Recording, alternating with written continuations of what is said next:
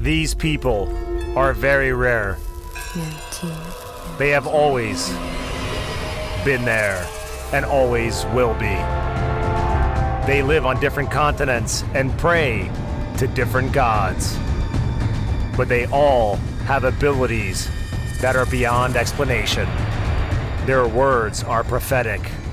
Their undertakings sometimes contradict the laws of physics. Our project is about them, the mysterious chosen ones, the people of knowledge.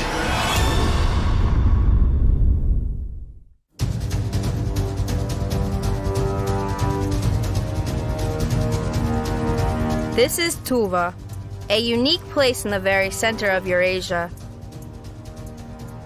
The ancient land of nomads seems to be hiding from the rest of the world, behind high mountains.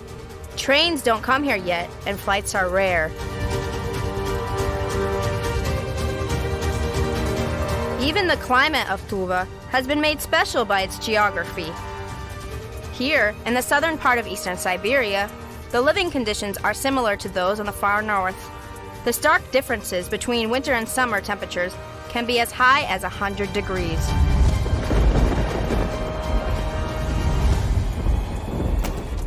This place is forbidding and inhospitable by nature, but that's exactly what allowed people who settled here 50,000 years ago to develop incredible power and resilience. At the same time, preserving their unique cultural space.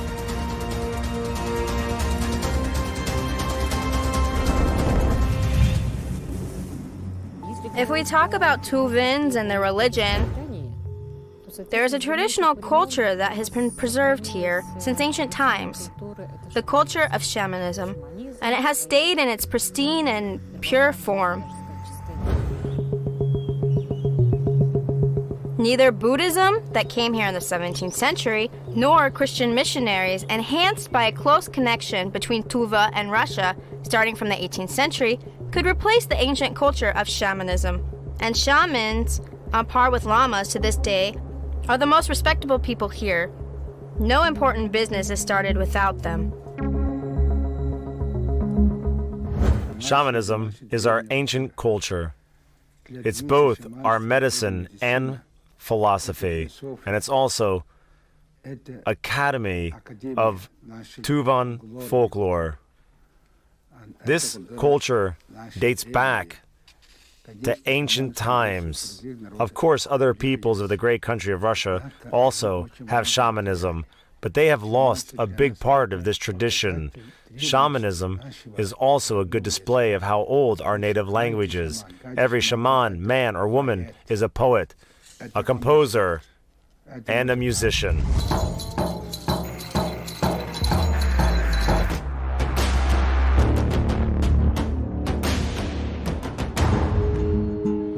Mangush Kenin Lapsan is the high shaman of Tuva. Having been born into a family with long history of healers and clairvoyants, he received his gift from his grandmother, a sky shaman.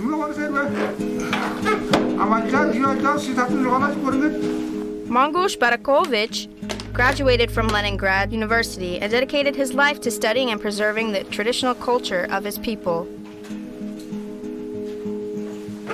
Although this elderly man is almost 90 years old, he keeps practicing shamanism. But as he proudly mentions, he has assistants. As a joke, he calls Vyacheslav Apachur his deputy. And there's a reason for that. Vyacheslav is considered to be the strongest shaman of Tuva. A shaman is a mediator. He is an ordinary person in everyday life. And if you would have seen him going to get some bread in a store, you wouldn't even know who he is. He would stand in a line like everyone else. But when the time comes, he has to face a certain test. When people come to him for help, it's their last hope in this life. And it's time for him to show his true nature. A shaman is someone who can mobilize all his powers when it's needed. Because he doesn't know what time of day or night, people would come to him and ask him for help. This humble cabin is somewhat an office for the Society of Tuvan Shamans, called Dangur, meaning tambourine. It's located close to the center of Kuzil. This is where shamans conduct a so-to-speak primary examination. Vyacheslav is preparing for work with great care. Each of his attributes has a designated place, and every day starts from smoking them with burning Turkestan juniper, also known here as artush. This smoke is believed to scare away evil spirits. Now we can get down to work. On coming here, all society members perform the same ritual. They change clothes, discuss news, make fun of each other, and help the one who sees only with his second sight. I see no worries here.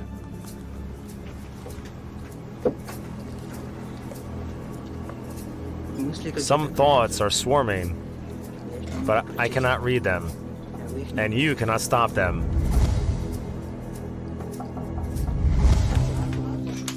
The daily routine here could easily be that of a medical center.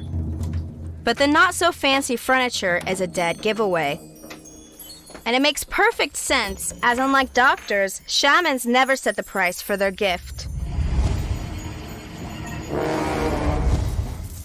Those who come to the chosen ones are offered to donate whatever they can afford or think is fair. If a person is in no position to spare a single coin, he won't be treated any different. A shaman will still check his destiny on stones, give him a palm reading, and perform a cleansing ritual with the smoke of sacred artush.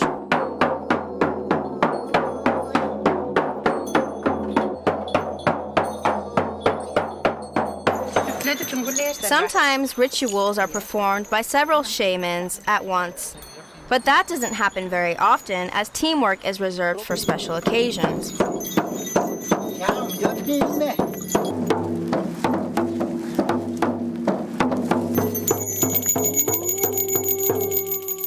It is the beginning of a lunar month. While we tend to start a new life on Monday, usually without success, Tuvans are very serious about arrangements made on a newborn moon.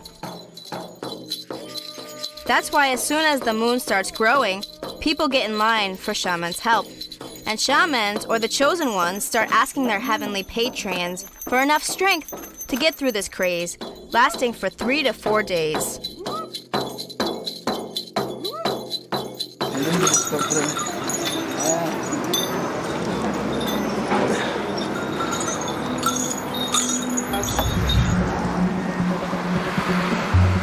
Plenty of visitors today. Apart from those who go to the shaman as preventive measure, and those who ask for good luck in their undertakings, there are also people who come with serious problems.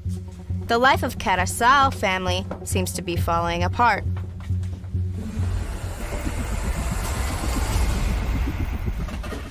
A little while ago, these people realized that every one of them is plagued with trouble, the most important of which is the mother being seriously ill. At a family council, it was decided to go to a shaman together. Let's see what brought you here. It seems that Vyacheslav doesn't need to hear out the complaints of his visitors.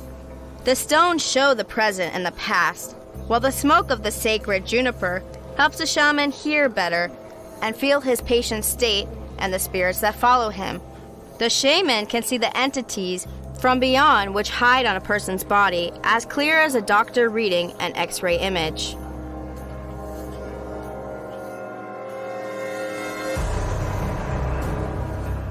There's an evil spirit in your house. He is the source of your trouble for the entire family. You have Dora on you, and it seems an old one. Dora in Tuvan language means jinx. The shaman says that it's a rather old one, since the mother of the family is sick and things don't go so well for her daughters either. The case is so advanced that countermeasures have to be taken urgently.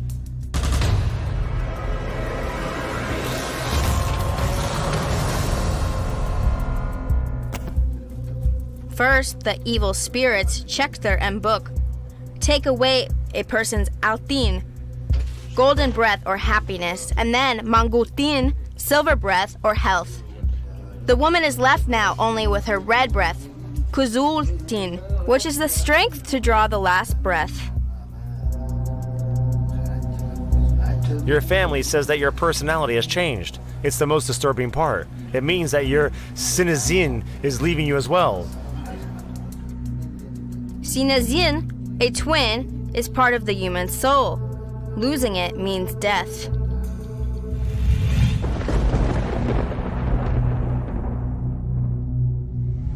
The shaman gives his patients a list of things they need to prepare for tomorrow. Among them are buying a whip and cooking a front leg of mutton. Vyacheslav is going to visit them at home to perform a cleansing ritual and lift the curse. However, he is not yet breaking the worst news to the Karasal family. He believes that this is not just a small jinx, it's a kagurush, a curse sent by an evil shaman whisperer at someone's heinous request.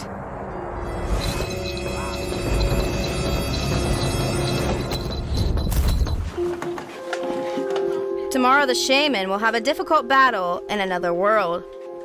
But there's another more joyful ceremony scheduled for today, a ritual for good luck, ordered by another Tuvan family.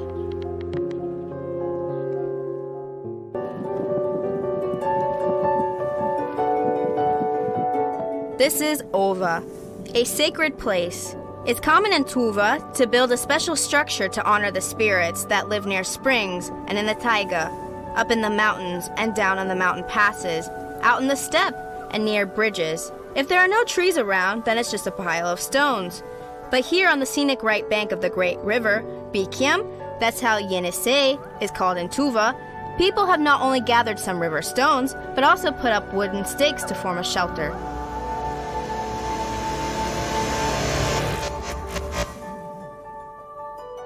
It serves as a home for the Irian, a helping spirit living inside Ova. Every traveler is supposed to make a stop here and show respect for the local spirit by offering him cookies or candies and tying up a brightly colored ribbon. Otherwise, his journey will be difficult or even deadly.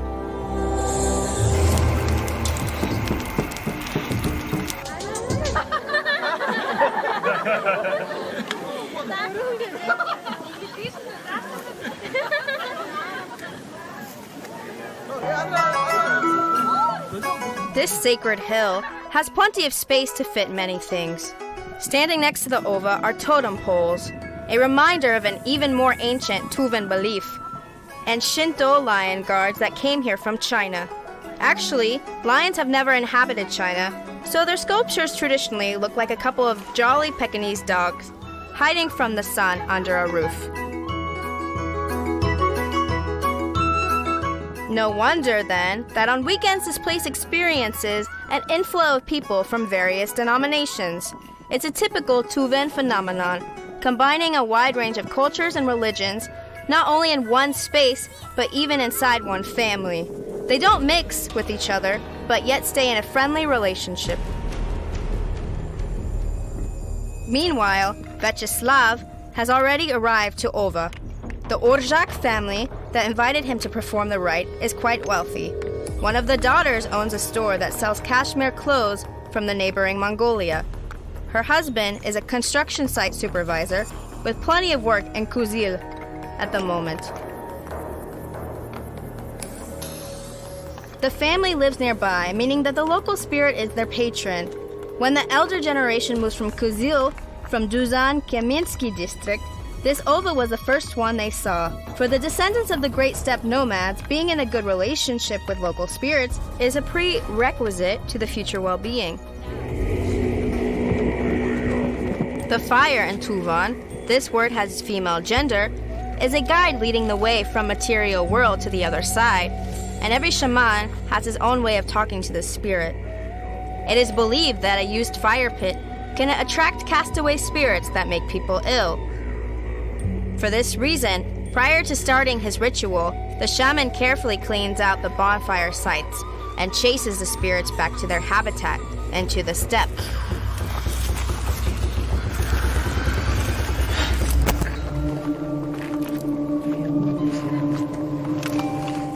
The longest part of the ceremony is creating amulets for all participants.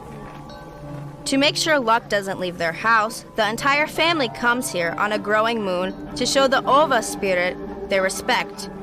But they also invite a shaman, as he is the only one who can create a irin and breathe some of his power into it. Each artifact is a personal amulet, a benevolent spirit that will be helping its owner. Its principal component is a body part of the shaman's power animal.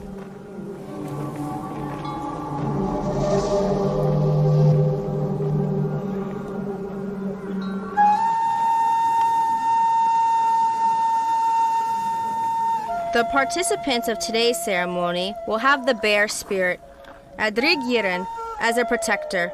The shaman instructs everyone to feed the amulet on a regular basis by sprinkling it with milk or treating it with smoke. Multicolored threads represent different good things. But it's the shaman who decides what exactly a person needs in each individual case. Come and propose. Just pay the bride price. And it's done. How many sheep? I don't know. We'll see. It all depends on the parents.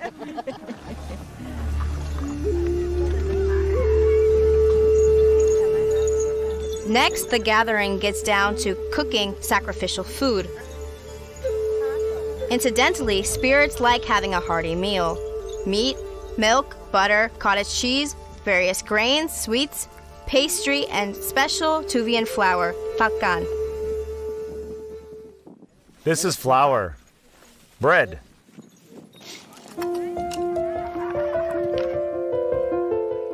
Such a ritual is a very joyous event, and even if there are some doubts in its efficacy, the air of festivity, unity, and kindness creates a positive vibe that might be enough in itself to get favorable outcomes in any endeavors. That's why Tuvans are so afraid of jealous people putting a Dora curse on them, as it happened in the Carousel family.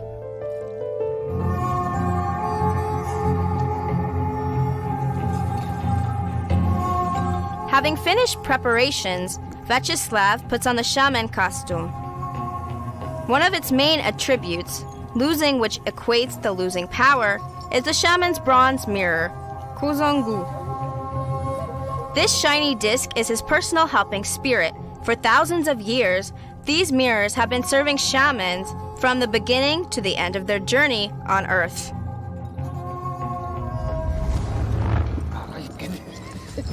If we take a look at world history, at the history of Europe and Asia, we can already see that the Great Steppe was already inhabited by nomadic tribes as early as the first millennium BC. And when the archaeologists study the burial mounds of that period, they find bronze mirrors. Having appeared in the first millennium BC, these bronze mirrors are still used by contemporary Tuvan shamans. A mirror is an item that allows mortals to travel between the worlds, to see those other worlds. Nowadays, bronze mirrors are most often owned by those shamans of Tuva, who have the status of the sky shaman. You cannot acquire this magical property on your own, and you cannot make yourself the costume. Vyacheslav has received his coat from its higher shaman during the initiation, which Tuvans called the path opening. Together with his costume, the older shaman, Vyacheslav Muzuk, gave the young one his gift of talking to spirits and forever handed over his power.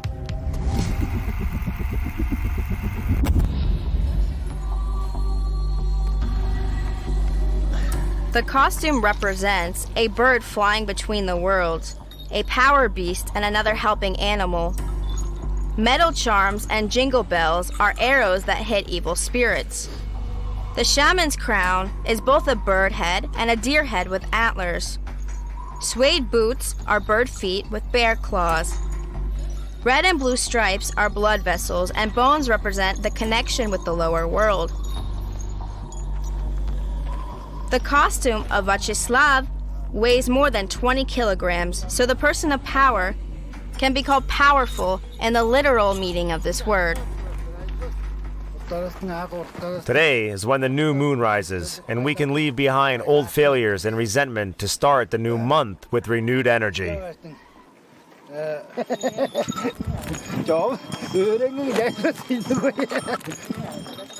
After reminding everyone the purpose of this meeting, the shaman tells participants to focus on their wishes and then proceeds to cleanse. Using his whip, he drives away evil spirits that cling on to people. But it's scary. It has to be done, or they will jump over onto you. Other attributes, such as bear claws, are handed to those who are in need of extra support. The shaman shares his power only when he thinks it's beneficial to the recipient.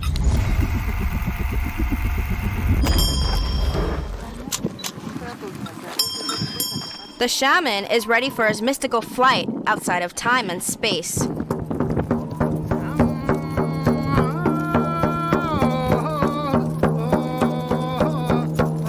The shamanic drum, dungur, is a shaman's essential mysterious assistant. It is believed to be a living thing. Nobody is allowed to touch the dungur, and it can be seen fully exposed only during rituals. Shaman chants are called aglush. Singing them, Vachislav calls on helping spirits and governing spirits of this area, the lower sky, and basically the entire Tuva.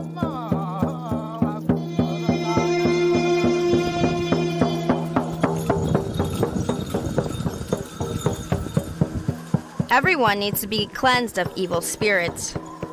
Tuvans believe that it's the person himself who attracts them with his bad deeds or nasty words. Sometimes spirits lurk in the wait for travelers and then cling on to them to feed on human luck and life force.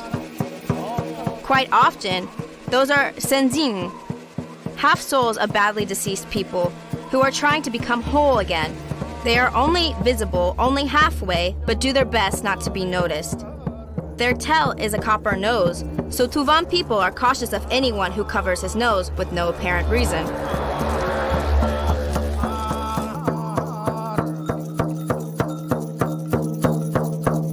After getting rid of the harmful outside influence, the shaman starts asking spirits for good things. Everything from giving daily bread to delivering from evil. And that's the end of the ritual.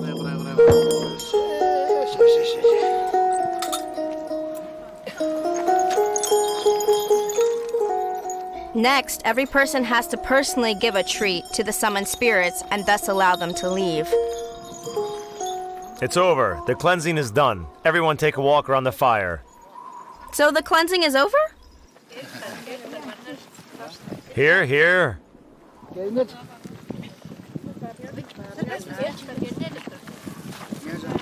Kids, take the offerings. Nothing should be left on the table.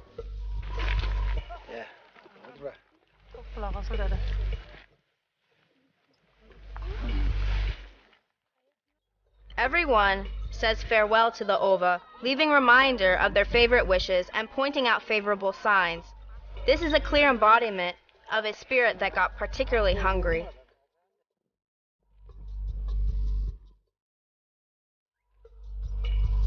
Every case in shamanic practice is unlike another. And although no two ceremonies are completely the same, the ritual, polished over 1,000 years, has its canons, same as every shaman has its specialty and purpose. It's not up to a person to decide whether he wants to be a shaman. Spirits are the ones who choose who will receive the mystical gift. And the signs of being the chosen one can manifest themselves even at an early age. What's important is to recognize them. When I was 3, my parents and I went to another district where we got caught in a thunderstorm. After that, I started fainting a lot. My parents naturally took me to a doctor, and I was diagnosed with epilepsy. It continued until I turned 11. Now it's clear that it was a shamanic illness.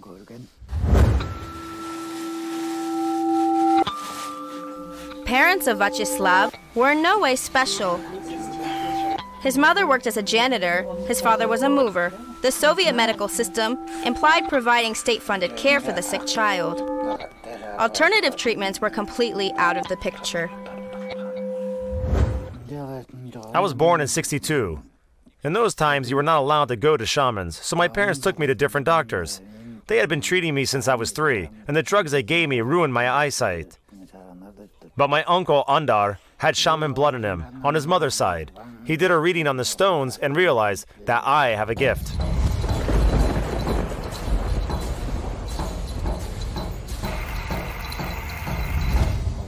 When I turned 11, my uncle gave me a whip. This whip is my working instrument, but that one I keep safe at home. On one hand, Uncle's whip was protecting me back then. I mean, I could wander off just about anywhere, rivers, forests, mountains. On the other hand, I was learning to understand it. It is believed in Tuva that when a young chosen one starts wandering like this, he is getting in touch with his shamanic self.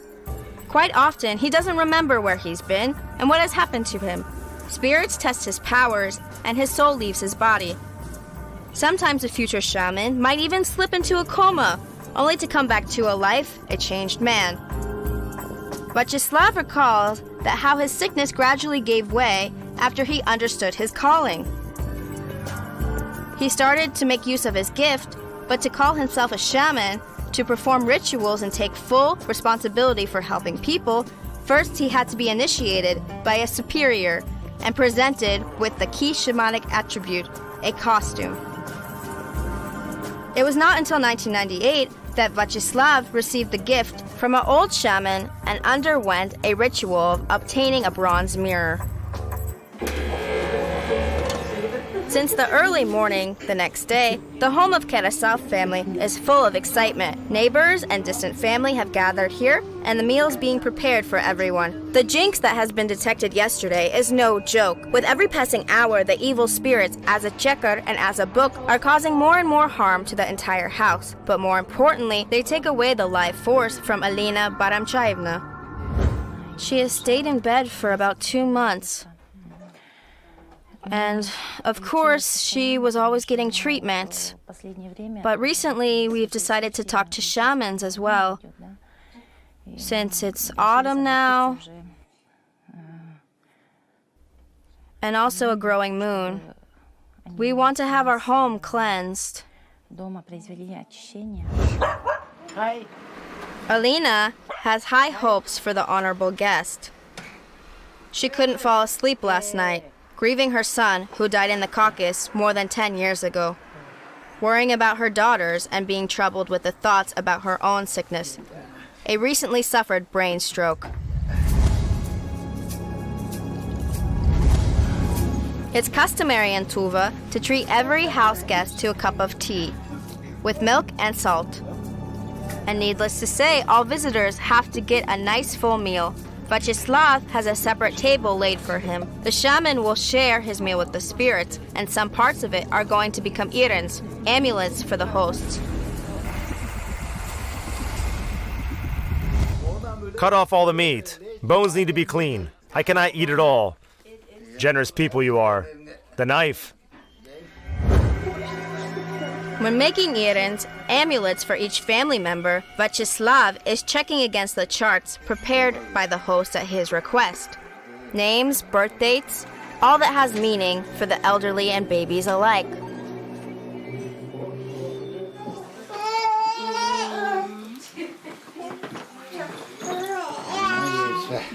She's trying to escape. When the hostess' turn comes, it's as her merry guest disappears, leaving a concerned doctor in his place. It's obvious that Alina's condition worries him a lot. You need more rest.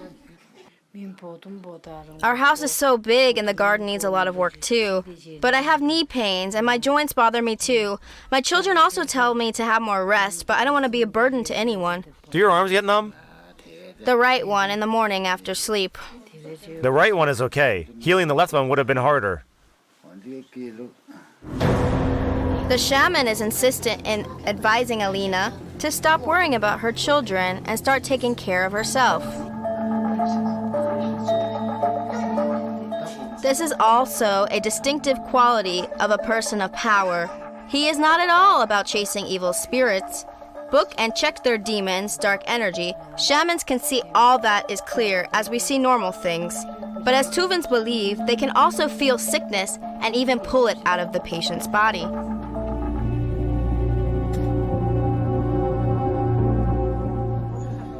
This is going to be the errand of your house. A shoulder blade and a thin leg bone of a sheep. See, I tied them together. They represent male and female house spirits. The bone is the female half. Look how white and smooth it is. It has to stay like that. The shoulder blade is the male part. Black is a sign of well-being. This black stripe should grow bigger. If something goes wrong, the shoulder blade will turn white or even crack. The female bone shouldn't have any dark stripes. Watch it closely. You need to feed the iron. Smoke it with artiche. Or if you are cooking meat, hold it over the steam. Give it milk. If the blade turns white or the bone blackens, it's a bad sign. This errand always shows its owners if they are being jinxed. In that case, call me right away. No other shaman or lama can help you. Only I can work with this errand. It's time to tell the family what the shaman has found out yesterday. All their misfortunes were sent intentionally upon them with the help of a dark chosen one. In this world, Vyacheslav doesn't know personally the shaman that made the Kargush curse. But in the world of beyond the twins of their souls, Sinisians have already met.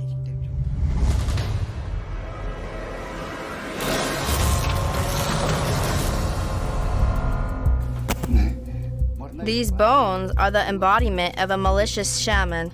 He's already at the mercy of the healing shaman, who has symbolically devoured his flesh with the help of a ritual knife.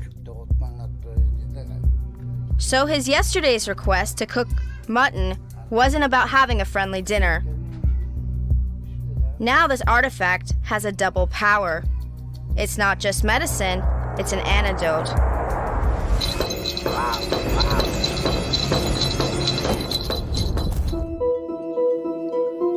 To deal with less serious problems like minor ailments, Vyacheslav creates a substitute of his shaman whip. He has seen the need for this iron when first meeting this family. After the shaman breathes his power into it, the man of the house will become capable of chasing petty little spirits himself.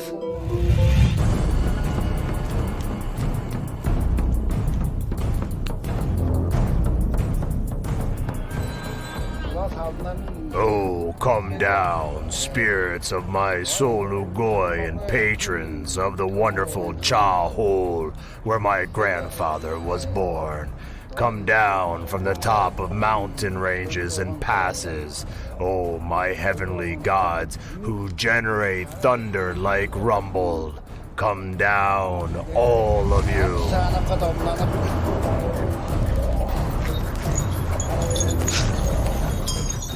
Same as the other day, the shaman calls on his helping spirits, but he's going to include much more requests in this Algush. His task is to drive away all evil that has been thriving in the house of the Carousel family. Mounted on a hot-headed horse, up I went, and then down I went. Look, my patrons, at this hearth, at this yard, at this yard. Such is the dwelling of these people. I ask of you to cleanse them. For this reason I came here. In circles I came, so the other one couldn't catch sight of my horse's tracks. A horse is what a shaman calls his drum. He is flying on it in the other world, covering his tracks. Shall Aza Chetkir and Azabuk and Earlick stay away? Shall this house become impregnable to any curse or jinx? Oh, take away this Kargish. Help me to lift it. We will fly up as a raven, fly up easy to peck on his blood. We will turn into an eagle and watch him from the heights. Tear out his liver and lungs, tear his veins and heart into small pieces, drive his accessories into my sack that I have open here. Shall they get lost and finished inside? The shaman repeats his mystical formula multiple times in a fierce fight with the evil. He's passing on the request of the Keresal family to the spirits of the highest rank. He's the only one who can know when the ritual has reached its goal and whether the goal has been reached at all. After all, it might be that the shaman who has created the curse and is invisibly present here at the moment will turn out to be stronger, despite suffering a loss first. The only thing left for Alina is to wait and see who wins the battle. Your protection is what they ask for. Close the circle from below, from above, from the four corners, from the 9 sides.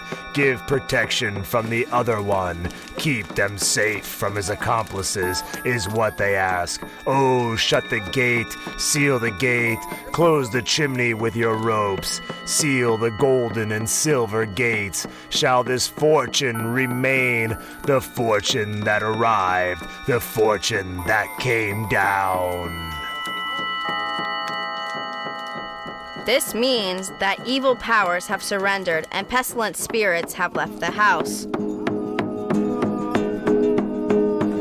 3 times happiness for the children, 7 times luck for the children. Send it down, let it remain. Secure the lower luck, cover it with happiness. Give them 9 different treasures in abundance. The ritual is over. For the next 3 days, every member of this household has to keep his thoughts clean until the protective power of the shaman and his helping spirits have been consolidated. No arguing, no gossiping. It's important to remember that newly cleansed people present an irresistible target for evil spirits. But the only chance for them is to get back in its bad behavior. When a family comes to a shaman, no matter how powerful he is, he also needs to have a certain life experience. The strong energy is not enough, as life experience allows him to estimate the situation and make a correct judgment. Let's put it like this. We cannot catch wind. We cannot grab a sunbeam. To do that, we need certain technical means. And the technical means that a shaman uses are his power, his energy, his knowledge, and his life experience. That's why a shaman has to walk the path of a regular person. He cannot be separated from his environment, both natural and social. He builds up attachments, starts a family, and makes friends. And tonight, Vyacheslav is meeting some of them. This is a shepherd station. The traditional occupation, cattle herding, is widely spread in Tuva. And many of those who were born in the city and acquired a modern profession still return to the labor of their ancestors. That's what one of Vyacheslav's friends had done several years ago when he moved out of his apartment in Kazul to a pasture. At the moment, he still lives in a small makeshift hut that isn't even powered, but a nice and spacious house is already under construction close by. In any case, friends are happy to see each other, even in the most humble abode.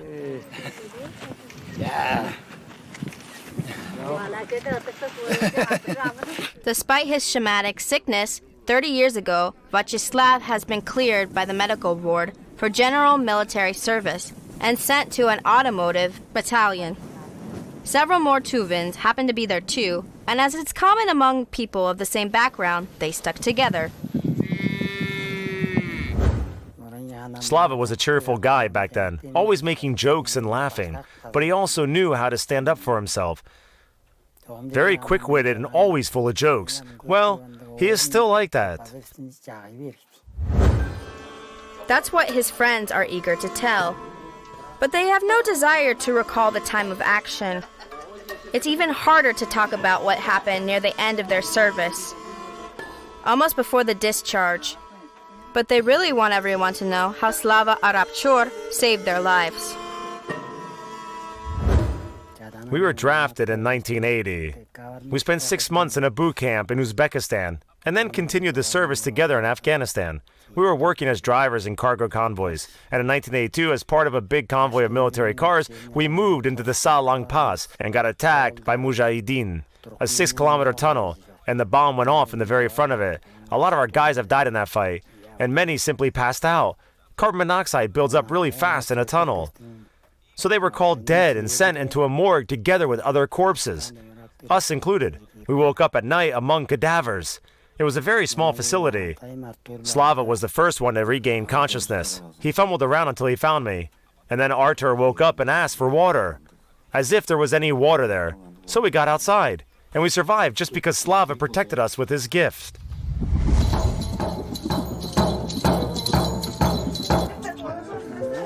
They never told this story to their superiors.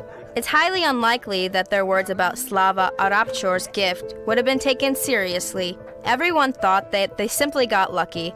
But the friends believed that lucky were only those under protection of the future shaman. We always knew that he is an extraordinary man. You know, he always sensed danger in advance, and warned us in advance to be extremely careful. His gift of precognition saved us more than once. We became inseparable after that. Everything we celebrate together. Even this farm is in our collective care. Slava comes over for celebrations, but he visits us without any occasion to. The whole time, Vyacheslav was preparing for a ritual. Later, he laughed and swore his friends exaggerated everything. What did you tell them? The truth about what happened. It's so not the truth.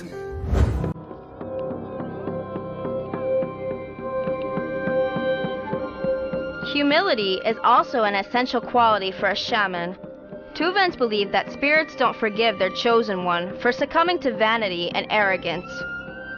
They also never let him forget that his main job on Earth is to help people.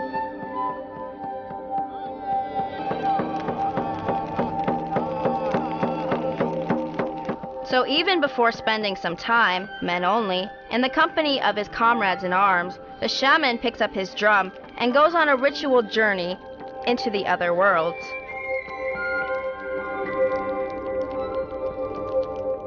This ritual is also different from any other. The shepherd station needs other chants and other errands that will protect the cattle from sickness and their owners, from villains and horse thieves, which still abound in the steppe of Tuva.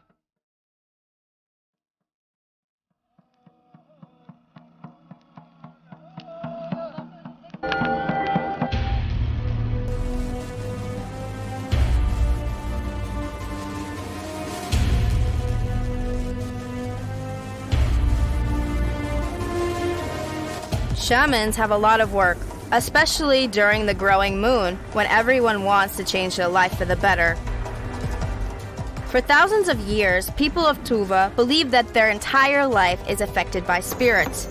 This faith is still alive, as are those who get chosen by spirits for maintaining harmony between the material world of the rugged and the exquisite Tuvan land and the other world invisible to a human eye. Vyacheslav became one of those who are destined to see the other dimension. And until his drum goes silent and his whip is put out forever, until his bronze mirror can no longer look the shaman's soul, he will keep helping others, following the purpose that was given to him from above, being a person of power.